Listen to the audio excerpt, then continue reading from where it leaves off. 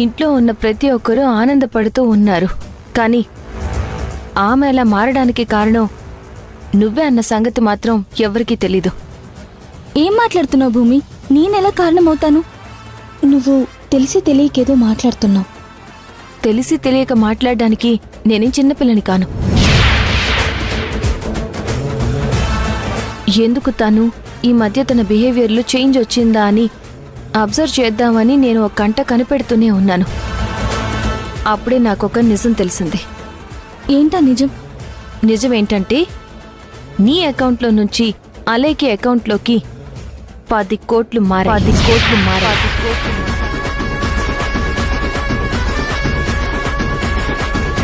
ఈ వివరాలన్నీ భూమికి ఎలా తెలుసాయి? ఈ విషయాలన్నీ నాకెలా తెలిసాయని అనుకుంటున్నావు కదా?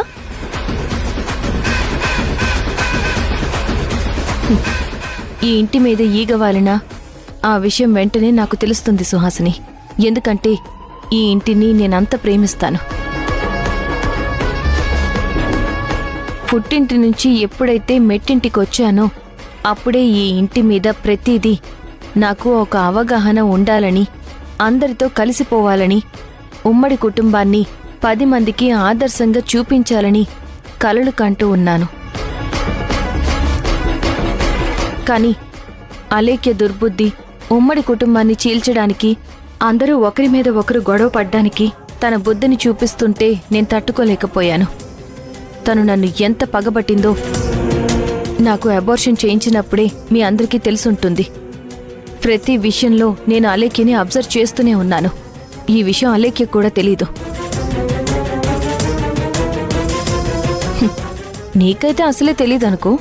కాకపోతే అలేఖ్య ఈ మధ్య ఎందుకలా మారిందా అని నాకు డౌట్ వచ్చినప్పుడు తను విచ్చలవిడిగా డబ్బులు ఖర్చు పెడుతుంది, ఎంత కాస్ట్లీ వస్తువైనా చాలా తేలిగ్గా కొనేస్తుంది. తను ఒక ధనవంతుల బిడ్డగా తన మాట తీరులో కూడా మార్పు వచ్చింది. ఈ మార్పు ఎందుకొచ్చిందా అని నేను తనని ఒక గంట కనిపెడుతూ ఉంటే నాకు ఒక విషయం తెలిసింది. తన అకౌంట్లోకి 10 కోట్లు నీ అకౌంట్లో నుంచి ట్రాన్స్ఫర్ అయ్యాయి అని.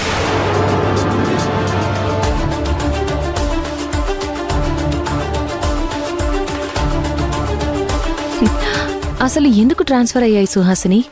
ఆ విషయం నువ్వే నాకు చెప్పాలి. ప్లీజ్ భూమి, కొంచెం నిదానంగా మాట్లాడు. ఇంట్లో వాళ్ళందరూ వింటారు. మిగతా వాళ్ళు వినకుండా ఉండాలంటే అసలు నీకు అలేఖ్యకి మధ్య ఎలాంటి సంబంధం ఉంది, ఏం జరిగింది, నువ్వు 10 కోట్ల రూపాయల్ని తనకి ఎలా ఇచ్చావో చెప్పాలి. 1,00,000 కాదు, 2 లక్షలు కాదు, ఏకంగా 10 కోట్లు నువ్విచ్చావంటే అదేదో పెద్ద కారణమే ఉండుండాలి. ఎంత పెద్ద కారణమైనా 10 కోట్ల రూపాయలైతే ఇవ్వం కదా. అంటే తను నిన్ను ఏ విధంగా బోల్తా కొట్టించింది అనేది నాకైతే అర్థం కావట్లేదు. నన్ను తనేం బోల్తా కొట్టించలేదు.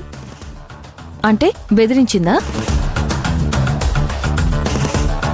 చెప్పు సుహాసిని, తను నిన్నేమైనా బెదిరించిందా, లేక బయట వ్యక్తులతో బెదిరించిందా? ఆయన బెదరాల్సిన అవసరం నీకు లేదు కదా సుహాసిని. ఎందుకంటే నీకు నీ భర్త ఉన్నాడు. బావగారు ధైర్యం ఏంటో నాకు తెలుసు. అలాంటిది ఈ విషయం బావగారికి కూడా తెలియకుండా 10 కోట్ల రూపాయలు అలేఖ్యకి ఇచ్చావంటే, ఈ విషయం ఒకవేళ బావగారికి తెలిస్తే నీ మీద ఇప్పటి వరకు ఉన్న ఒపీనియన్ అవన్నీ పోతాయి కదా. ఈ ఇంట్లో నేను నీకు బాగా తెలుసు. ఒక ఫ్రెండ్ అని చెప్పి ఇంట్లోకి నిన్ను నీ బిడ్డని తీసుకొచ్చి మీ ఇద్దరిని చేరదీశాను. నీ గౌరవానికి మచ్చ కలగకుండా ఉండడం కోసం బావగారితోటి నీకు పెళ్లి జరిపించాను. కానీ ఇంత మంచి చేసిన నాకు కూడా ఈ విషయం చెప్పకుండా నువ్వు దాచావంటే అదేదో చిన్న విషయం కాదు, చాలా పెద్ద విషయం. అదేంటో నాకిప్పుడే తెలియాలి సుహాసిని. నువ్వెందుకు 10 కోట్ల రూపాయలు అలేఖ్యకిచ్చావు? భూమి, నా మాట విను. ఈ విషయం నేను చెప్పలేను. ప్లీజ్ దీన్ని వదిలే. వదిలేయాలా? ఎందుకు వదిలేయాలి? ఇప్పటి వరకు నీ మీదున్న మంచి అభిప్రాయాన్ని వదిలేయాలంటే చెప్పు, వదిలేస్తాను. ఇదే మాట తీసుకెళ్లి బావగారి దగ్గర వదిలేయమని చెప్పు, వదిలేస్తాను. ఇంట్లో అత్తయ్య మావయ్య గారి దగ్గర కూడా ఇదే మాటను వదిలేయమని చెప్పు, వదిలేస్తాను.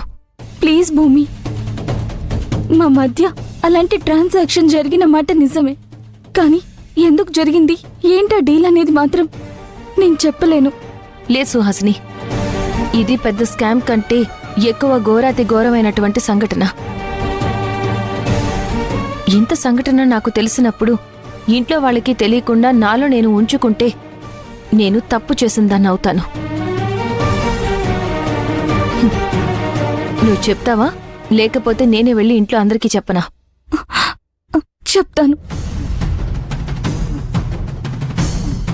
ఆ రోజు నేను రాఘవ వెళ్ళి అలేకిన్ కేసు వద్దు ఏమొద్దు విత్డ్రా చేసుకోమని బ్రతిలాడడం కోసం వెళ్ళాం. ఆ రోజు రాఘవ్ని తనెంతో అవమానించింది. అయినా కానీ రాఘవ ఎంతో బ్రతిమలాడాడు. అయినా తను ఒప్పుకోలేదు. మీ అందరినీ జైలుకి పంపిస్తాను, జైలు జీవితం ఎలా ఉంటుందో తెలియచేస్తాను అంటూ కుటుంబం మొత్తాన్ని జైలుకి పంపిస్తాను అంటే నాకు భయమేసి నా వల్ల అందరూ జైలు పాలు కాకూడదనే ఉద్దేశంతోనే నేను రాఘవ్ కూడా తెలియకుండా అలేకి దగ్గరికి వెళ్ళి కలిశాను. భలే స్ట్రాంగ్ దెబ్బ కొట్టేవాళ్ళకియా. ఆ రాఘవ సుహాసిని వాళ్ళు కేసు విత్డ్రా చేసుకోమంటే చేసుకుంటానా? ఆ ఇంట్లో ప్రతి ఒక్కరూ పోలీస్ స్టేషన్కి రావాలి, నా పెయిన్ ఏంటని అందరికీ తెలియాలి. అందుకే నేను ఇలాంటి నిర్ణయం తీసుకున్నాను. సూపర్ అలేఖ్యా, భలే స్ట్రాంగ్ గా చెప్పావు.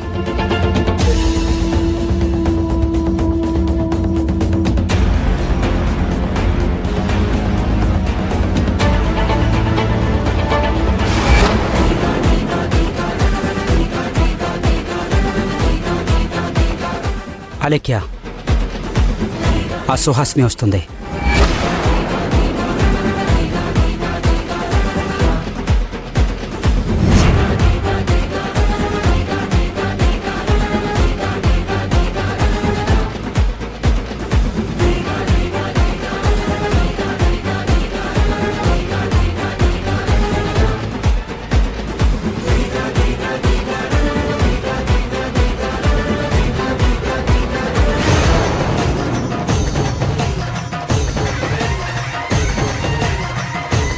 ఏంటి సంగతి, సింగిల్ గా వచ్చావు?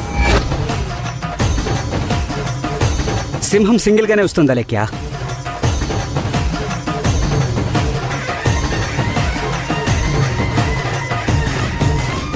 ఓ, ఇప్పుడు నువ్వు సింహానివా? మరి నీ పక్కన ఉండే ఆ సింహం అదే రాఘవ ఎక్కడా?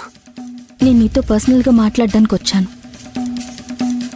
రాఘవ్ని తీసుకుని ఒకసారి వదిలేసి సింగిల్ గా ఇంకొకసారి మీరెంత రాయభారాలు జరిపినా నేను మాత్రం కేసు విత్డ్రా చేసుకునే ఛాన్సే లేదు. ఎన్నిసార్లు చెప్పినా ఏ రకంగా వచ్చినా నువ్వు చెప్పేది మాత్రం నేను వినను. ఇక నువ్వు దయచేయచ్చు. చూడలేఖ్యా, నీకేం కావాలో చెప్పు.